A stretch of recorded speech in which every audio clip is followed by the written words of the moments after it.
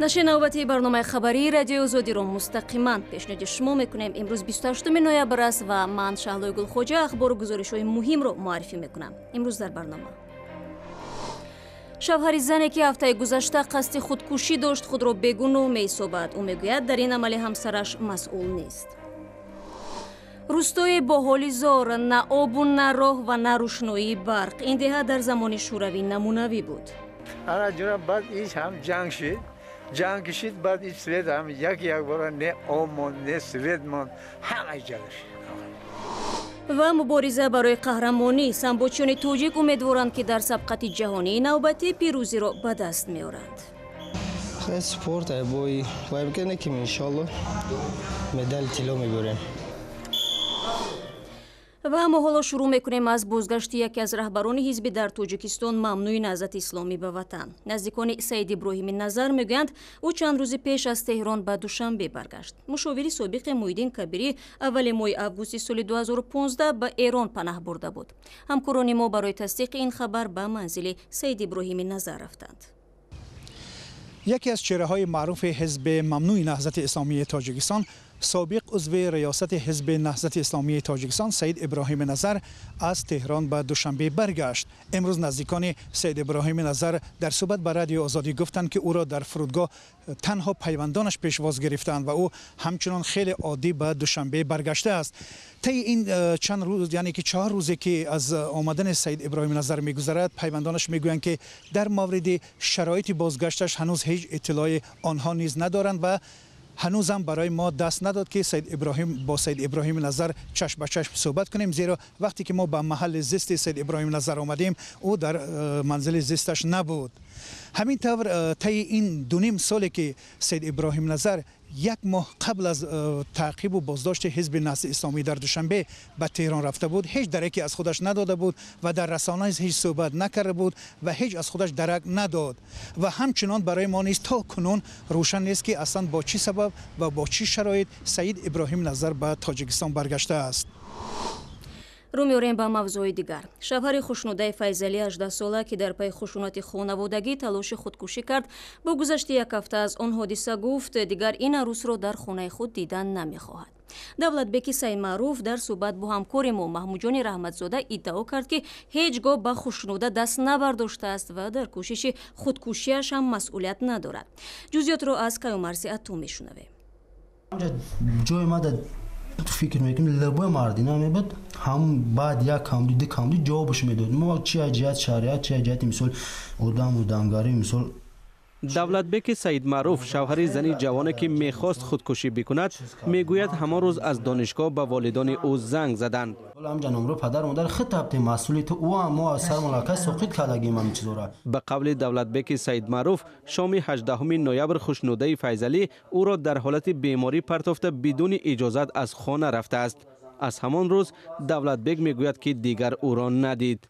مقصد خیلی اومدم گفتن دولت خیلی مثلا نه ترسیم مثلا زند نیست هیچ در خبر درکش نیفتیم که جبر اومده دیگه ما رفتم که توکلش با خدا کجای هضم ما برای خود مثلا ناراحت مثلا بسیار خسته و افگارم راستی که با جان شما دوست میدارم.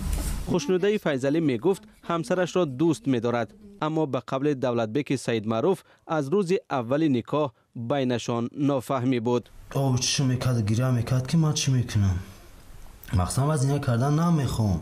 حالا که مثلا ما را نچشمی بعد داشتم من مثلا چی قمه خوشت مثلا نوازش میکردم و دوستوری میکردم من مثلا زنی ما همسری ما. شکل پوره گزارش به همین زودی ها در وبسایت ما www.azadi.org و آزادی ویدیو یوتیوب نشر می شود. در همین حال در پاکستان باز 2 نفر دیگر برای ازدواج بدون رضایت خویشاوندان قربان شدند. این جفت را نزدیکان آنها برای بی‌حرمتی به فرهنگ پشتونها به قتل رساندند. پلیس پاکستان بعد پیدا کردن جسدها در قبرستان دست کم 9 نفر را برای قتل عروس و داماد بازداشت نموده است. سجیده میرزا موضوع را ادامه می‌دهد. روز دوشنبه پلیس پاکستان جسد یک مرد و زن جوان را برای تشخیص از قبر بیرون آورد. گفته می شود که این جفت را خویش و تبار آنها در یک کشتار ناموسی به قتل رسانیدند. 1 ماه پیش عبدالهادی 25 ساله که همسر و 3 فرزند داشت با دختر عمکش حسین بیبی 21 ساله فرار کرد.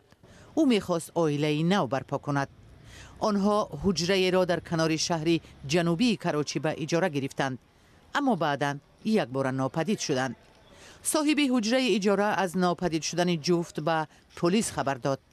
تفتیش پلیس در حجره این جفت داغ‌های خون و علامت‌های کشتار را آشکار کرد. رئیس پلیس عابد علی بلوچ گفت جفت را کشته، سپس جسدهای آنها را به قبرستان پرتافتند. 19 نوامبر این جفت در منطقه مومن آباد منزل را اجاره گرفت. آنها را 22 نوامبر به قتل رسانیدند. یک روز پس از کشتار قاتلان غیب زدند. بعد همان روز برگشته جسدها را به قبرستان بردند. رئیس پلیس می افزاید که نزدیکان عبدالهادی با اتهام دست داشتن در این کشتارها بازداشت شدند. تا حال ما پدر، عمک و دیگر خویشاوندان کشته شدگان را به حبس گرفته ایم. به نظر نمی رسد که در این قضیه شورای دهه نقشی داشته باشد. این جنجال در بین دو عائله به وقوع پیوسته است. کشتار ناموسی در پاکستان عادتاً از سوی خویشاوندان دختر برای حفظ به اصطلاح شرف اولاد به عمل برآورده می شود. در اکثر موارد وقت دختر انتخاب خویشاوندان را رد می کند و ازدواج با مرد دیگر را ترجیح می دهد، نزدیکان دختر شرف خود را پایمال شده حساب می کنند.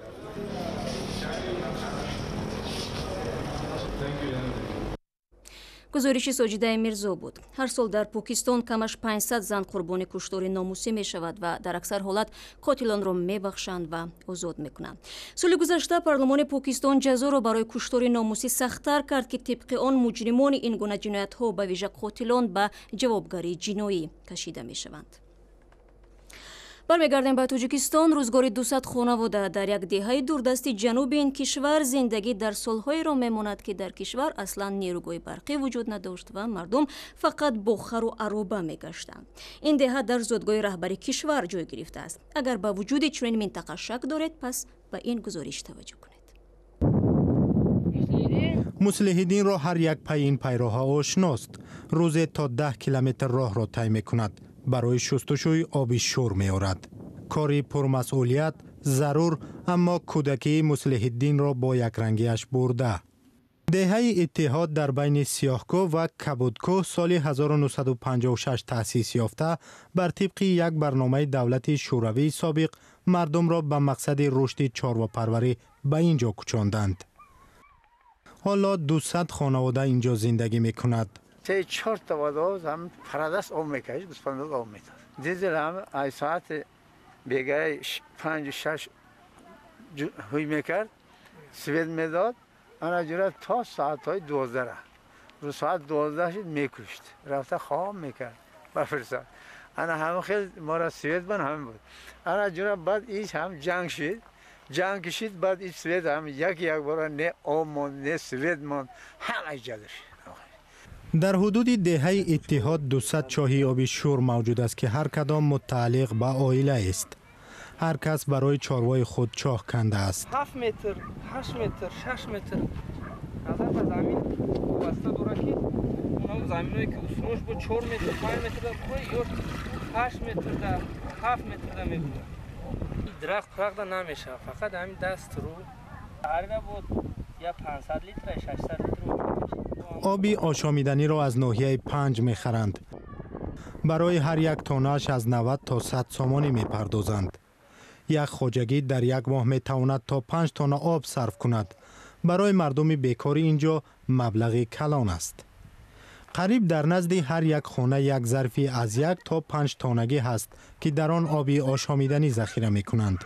چندین بارها اومدن پرسیدن راه ساز میکنیم، اینا عبودانی میکنیم، گفتن و رفتن و وعده میتین و هیچ نتیجه نیست. مردم در 80 سوم 1 تن. محمد قل با ماشینش از ناحیه 5 آب میکشد. او میگوید 5 ماشین از 35 کیلومتر دورتر به دهه اتحاد 2 مراتبگی آب میارند. محمد قل از آب کشانی درآمد خوب دارد، اما دیگر نمیخواهد به خاطر 4 تنگه جانش را در خطر ماند. خیلی وضعیت اینجوری که توکلش وقت بود. اگون عدد نمبرس اگون آبادی کنن. خیلی جای زورم اوش سوید مدام پرابلم گفتیم. پیشتر در این دو واگن مکتب جایگیر بود. زیاده از 200 نفر در آنها تحصیل می‌کردند. چند سال پیش مکتب را به یک بنای بهتر کوچاندند. با گفته رئیس مکتب شرایط تحصیل بهتر شد. تعریف هم کرد که 8 کامپیوتر دارند. می‌کوشند آدمانی مدرن باشند. این کامپیوتر گرفتند کمش داد 8 سال شد. فقط ما کارفرمایان دیزل چی داریم، دیویژوک داریم، دیویژوک قطعی یک تاشن نشان میدیم که طلبه‌ها کامپیوتر می‌آموزند. همش یک گریان کردند خوبای دیویژوک نمی‌رسند. барномаро идома медиҳем. Дар Тоҷикистон дастурамале таҳия шудааст ки намуди либоси духтарону занонро дар фаслҳои сол, ҷашноидҳо ва маросими дигар танзим мекунад. Ин дастурамал ҳосили кори 3 идораи давлатӣ, Вазорати фарҳанг, Кумитаи занон ва Кумитаи ҷавонон мебошад. Қарор аст ин раҳнамо ки номи пурраш дастурамали либосҳои тавсиявӣ барои духтарон ва занони Тоҷикистон аст, моҳи оянда нашр шавад. Бо унвони тоҷик дар ин замина мегӯянд интихоби либос бештар кори сирф инфиродист ва дахолати давлат ба ин як нав маҳдудият сохтани ҳуқуқи занон мебошад.